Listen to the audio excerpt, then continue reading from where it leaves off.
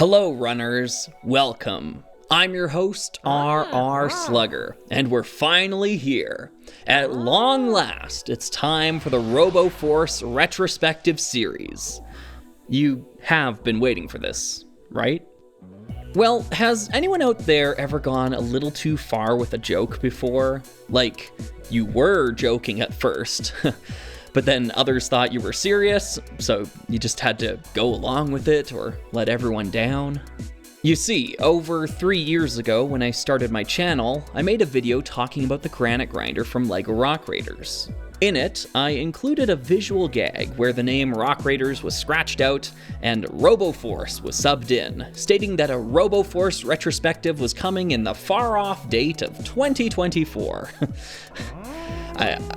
I didn't think I would still be doing this all these years later. As the years rolled on, I started to get more and more messages asking when folks could expect the RoboForce retrospective to release. I started to panic. They thought I was serious, didn't they? No worries, it's coming soon. I scrambled to acquire all of the boxes and items I would need and began to prepare for the inevitable. Lock and load. I'll be honest, I didn't grow up with this series, and I don't have any strong affection for it. I like it, don't get me wrong, but this isn't a Time Cruisers or Rock Raiders to me. This is RoboForce. And RoboForce is... So why am I doing this? If I'm honest, it's mostly because I find the idea of having to actually follow through on this joke hilarious.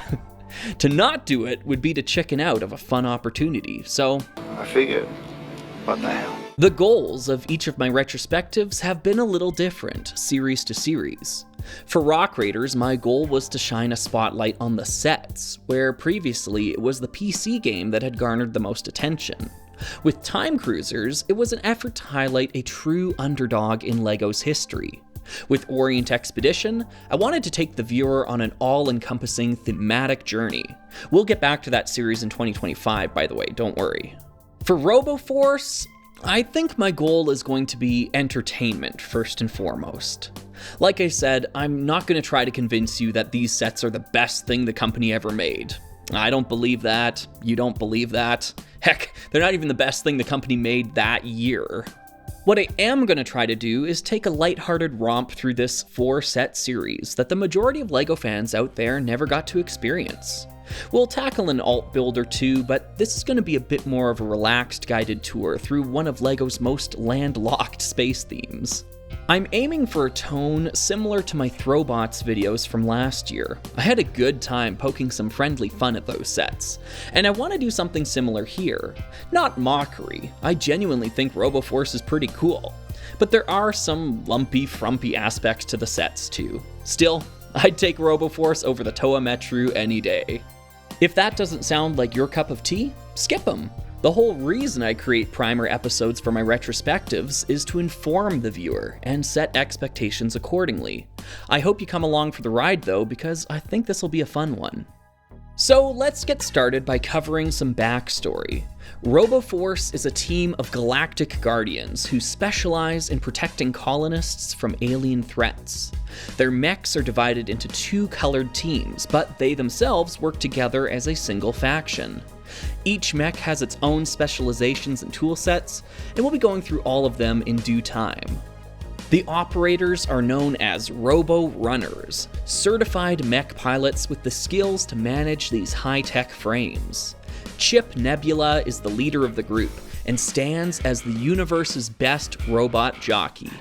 The faction hails from the hidden planet of Roboton in the fringes of space. From here, they're perched to best assist explorers and colonists venturing out towards the vast unknown.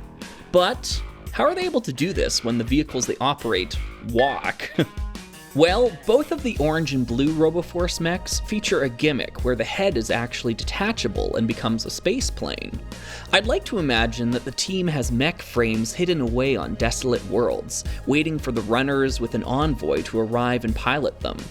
After all, RoboForce does have other spacefaring vessels, if the alternate builds are to be taken as canon. Overall, I think it's a premise we can roll with. These mechanized Space Rangers fill a similar role to another project I've been working on, but that's another tale for another time. Let's take a quick look at the sets. As previously mentioned, RoboForce features 4 retail releases, and that's about it. Besides a supposed t-shirt, to my knowledge, there are no additional promotional items or sets. What you see is what you get. According to most sources, RoboForce was released in 1997 and only within North America. We've seen this sort of weird exclusive release before with the likes of Aqua Raiders and Unitron, but I hesitate to state it as a fact.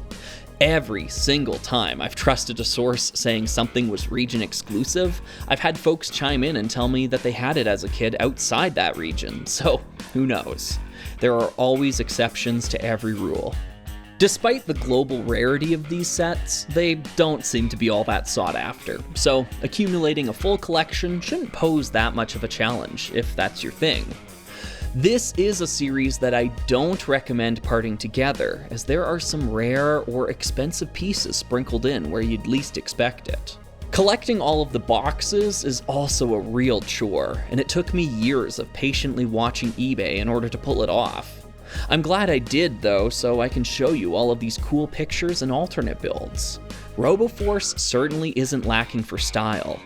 As we go through the next 4 videos of this series, we're going to look at each of these creative models and examine what is essentially the final stop in the 20th century approach to mech design. Once ratchet hinges and Gallagher joints hit the scene in the early 2000s, everything changed. I hope you can join me on this journey. I've been your host, R.R. Slugger, and remember, it's the runner, not the frame, that makes the difference.